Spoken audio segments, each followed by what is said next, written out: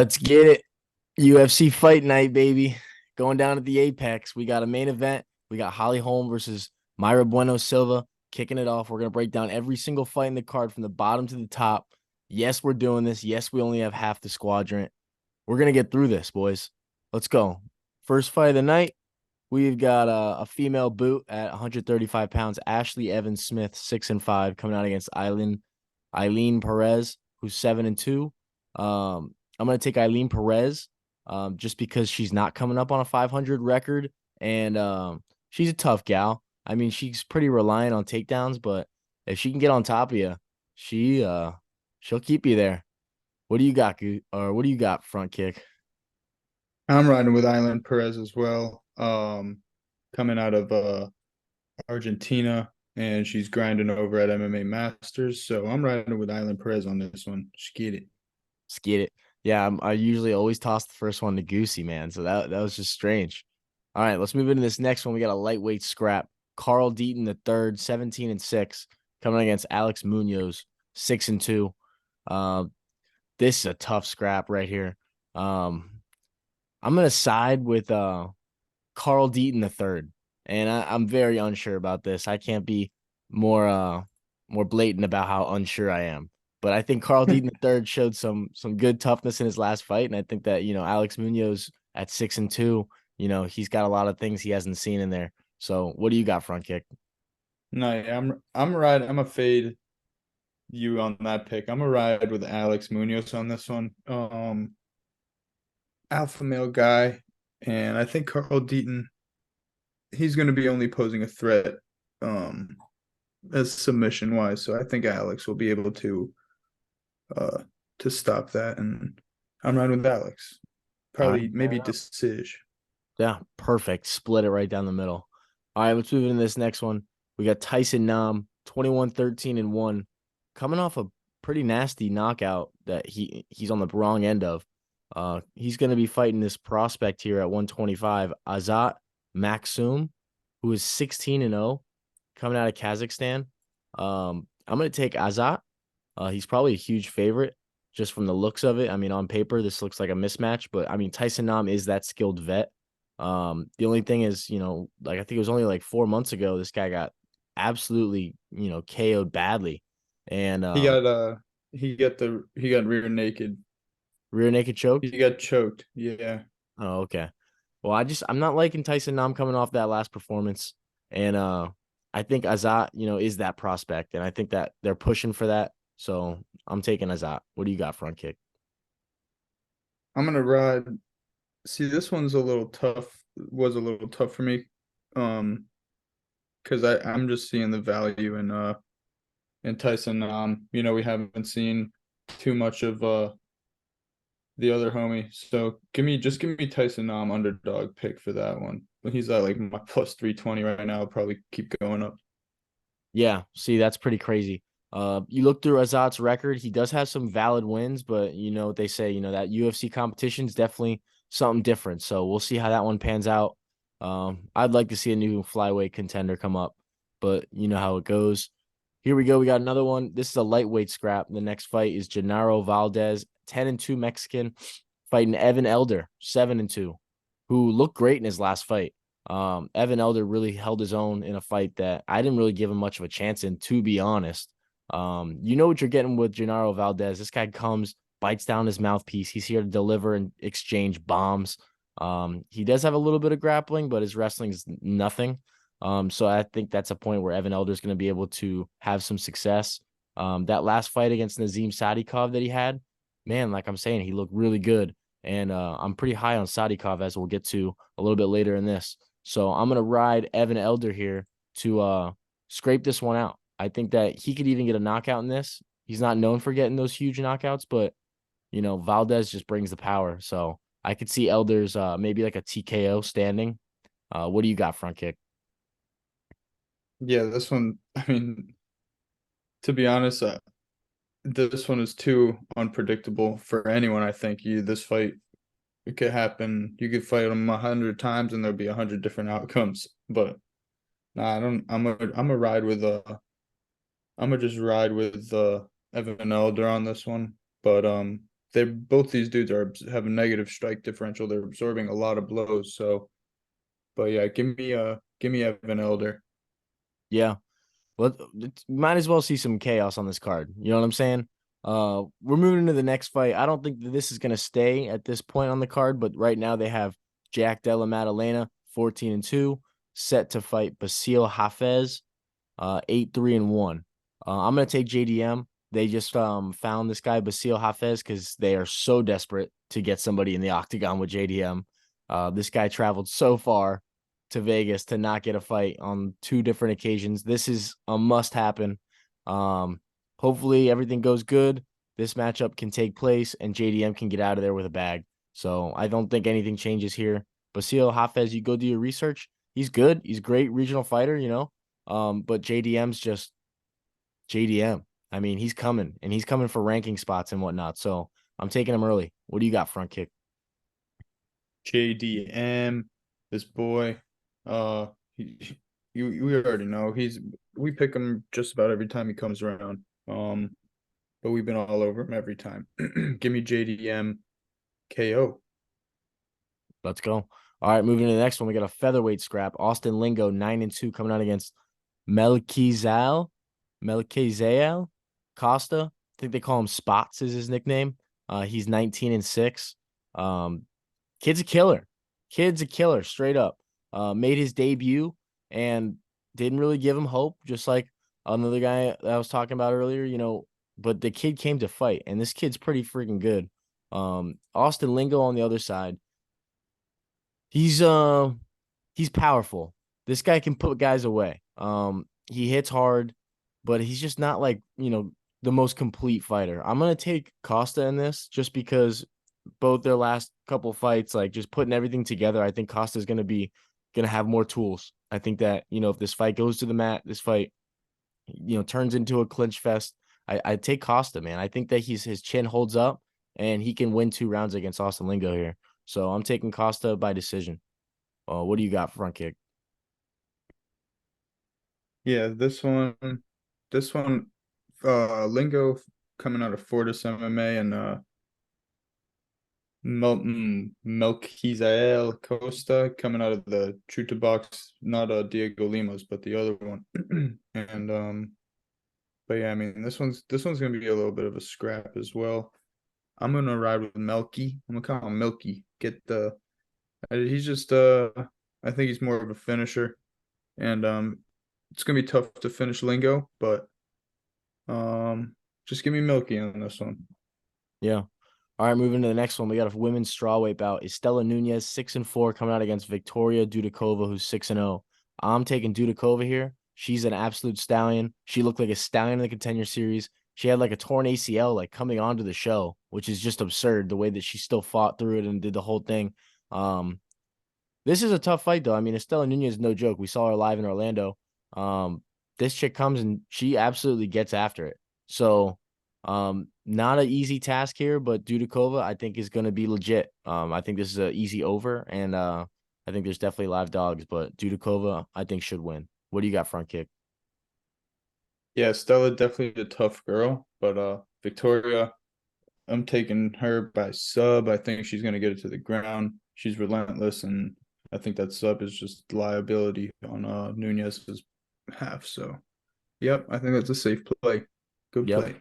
Dudakova's got that pace, man. She's good. She brings that shit.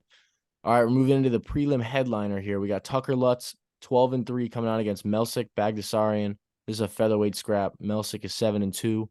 I'm taking Melsik. This kid's got good stand up. He does. It's slept on. He's an elusive fighter. He just has his holes, you know, that kind of get exposed in some cases. But I don't think Tucker Lutz is of the caliber to kind of bring those holes to light. I think Melsik's going to be able to kind of keep it on the feet, at least for a majority of the fight. You know, keep it where he likes it. And in that duration, I think he's going to be landing a lot of devastating blows. Melsik's got a nasty kick game. Tucker Lutz is going to be really needing to take this fight into close distances or to the ground to be successful. And I think that Melsik's going to be able to, you know, play his game. So what do you got, front kick?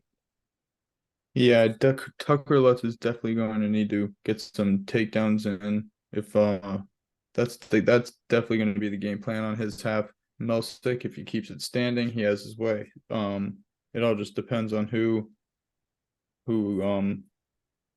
damn, I'm just fucking up on this word. And impose Who their comes will. out and just yeah, who just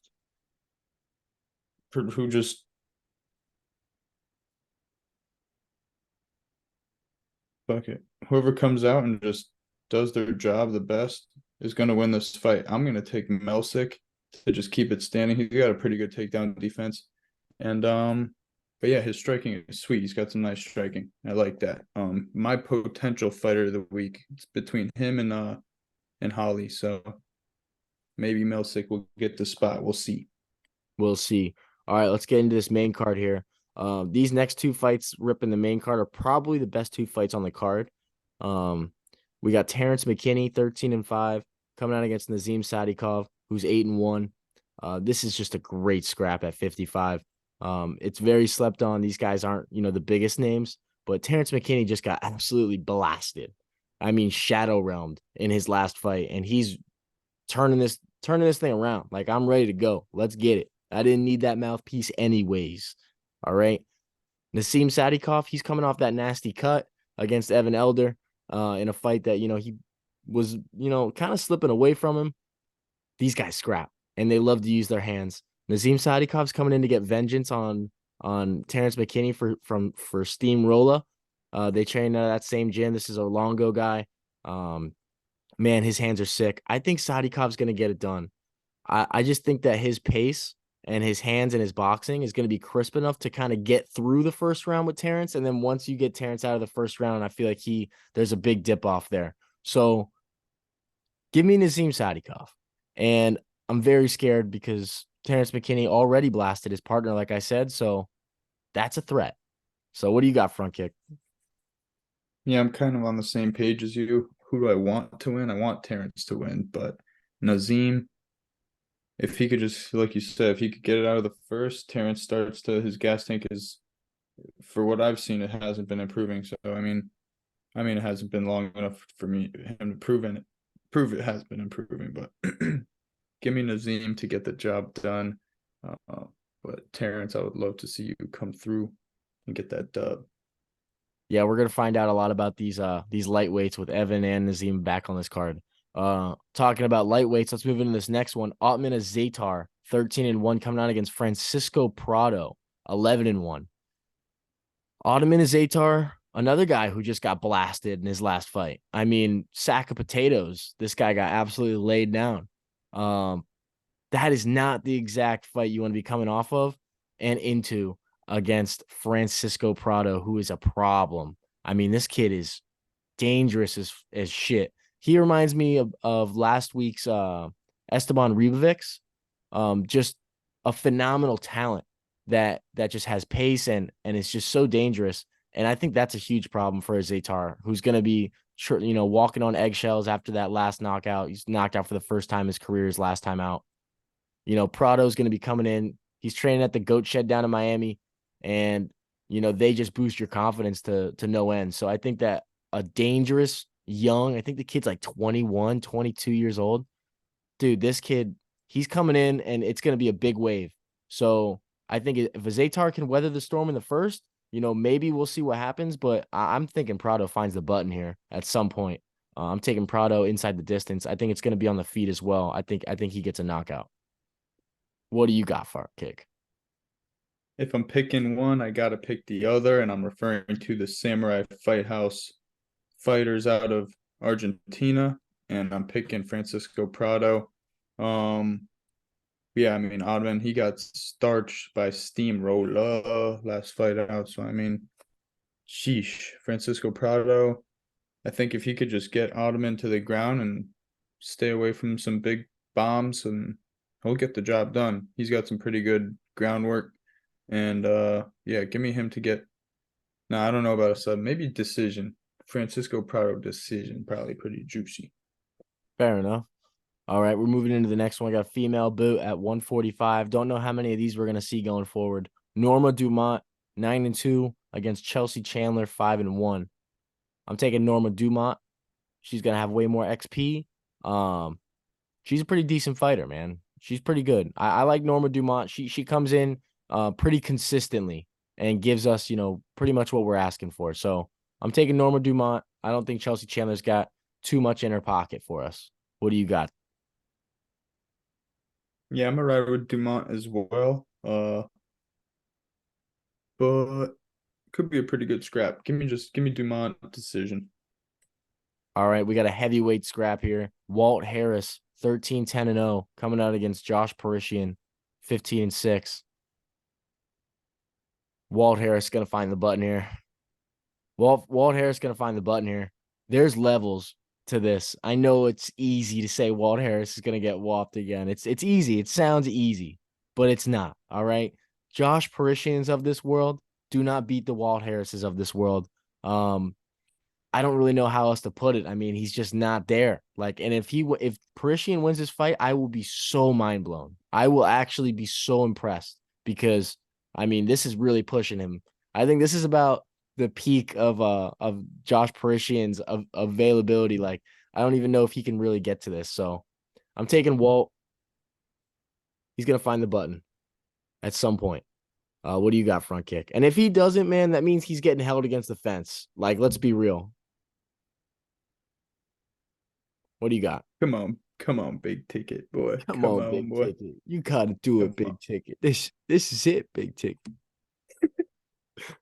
The big ticket needs to come through for the boys. But yeah, I mean, I could just chill with John Jones and not rub off some winningness. Come on, wild boy. Come on, boy. Yeah, come on now. All right, let's get into this co-main. We got Albert Duraev, 16-4, coming out against Jun Young Park, 16-5. This is a great matchup, but no one cares about it, which is the bad part.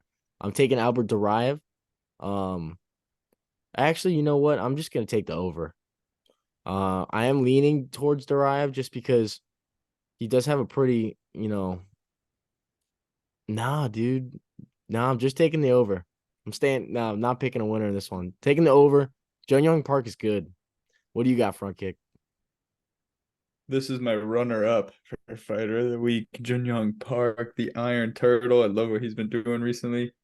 But yeah, the over is the right play. They're two dudes that are going to be grappling. Jun Young Park's more going to be looking for submissions, but yeah, I mean, give me Jun Young Park, but the over. I want Jun Young Park to win, but the over sounds nice. That sounds like a valid play. Yeah. All right, let's get into this main event here. We got Holly Holm versus Myra Bueno Silva. I'm gonna take Myra Bueno Silva because I think she's got some crazy good hands, and I think that she's really, really strong. And I think that in a lot of the positions that Holly Holmes likes to get to and win rounds, I think Myra Bueno is going to be a little bit of a problem. I think that she's a little bit dangerous when it comes to those clinch situations. She likes to throw those rough knees. She likes to throw those elbows from up close. So it's going to force Holly Holmes into a fight where she's kind of on her back foot, which I mean, we all know she can win, but I just think Bueno Silva is going to disrupt some shit. I think Holly Holmes will get into that point where she can't really hold up. We got 5 rounds and Bueno Silva has knockout power. So give me a Myra Bueno Silva inside the distance. I know that's juicy. I know it's juicy. I'll do that. What do you got, front kick? You know who Myra Bueno Silva lost to, who is similar but not as good to Holly? Ooh. Manon Fiorot. And I say Holly comes out, does her thing. Yes, she is 10 years older, but this is the preacher's daughter, boys. This is the preacher's daughter. She's going to come out, stuff some takedowns if Myra throws any, and just do her thing on the feet. But give me Holly home. All right, that's it. Them the picks. Those the predictions. We just ran through the whole card. Drop a like, a comment, subscribe, do the thing. We out, man. Catch us next week. We got some better cards coming. Better days ahead. Yeah, peace.